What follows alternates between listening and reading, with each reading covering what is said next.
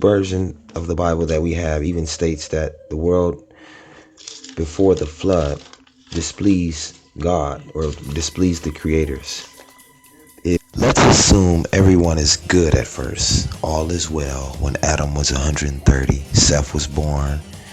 He was 235 when Enosh was born, his grandson, his first grandson. Then his great-grandson, Kenan, was born when he was 325. He was 395 when Mahalalel was born, 460 when Jared was born, and 622 when Enoch was born. He was 687 when Methuselah was born, and 874 when Lamech was born. He was dead by the time Noah was born.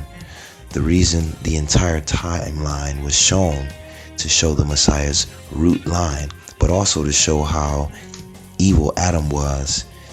He was alive, most likely bringing the displeasure to the creators, causing all of this madness, as well as his offspring, besides Enoch, who was taken, the fallen angels, as well as his offspring mixing DNA. Enoch was the only one to walk with the creators at the time in true peace and love. They took him so that he could never see death. In fact, he's supposedly still alive to this day, taking notes and observation of everything on earth.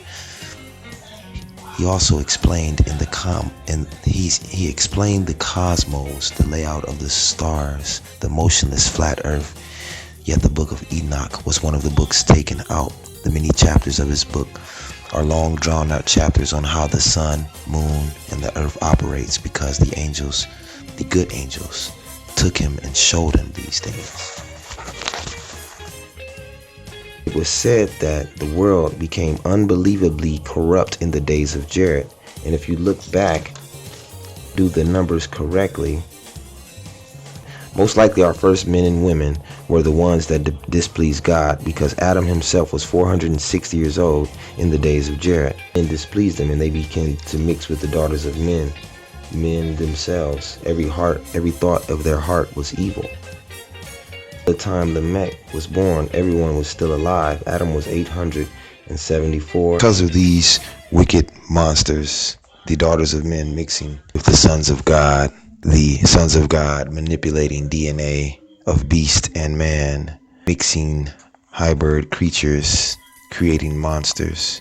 This was the reason that the creators decided to flood and destroy all of those creatures. We do know for certain that only Enoch was the only one to please the creators. By the time Noah was born, they began to kill all pure humans. And so the earth was flooded.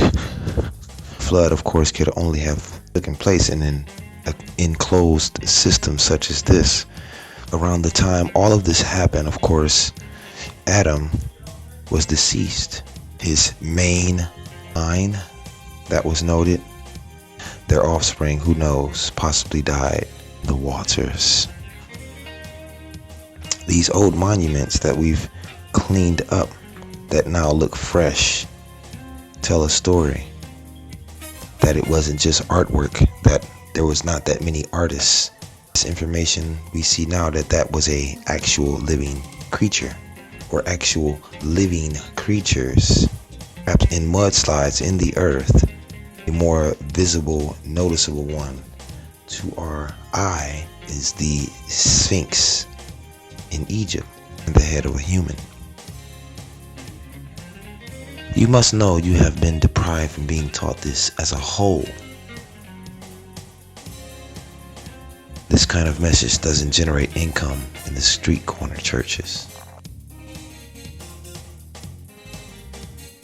The Napoleon army was accompanied by an artist who did a sketch of Sphinx of Giza before Napoleon's army. He shot at the face, damaging the nostril structure. An artist by the name of Viant Denon. This guy composed this exact painting of the Sphinx before it was shot. In his description, he himself witnessed the Sphinx being shot by Napoleon.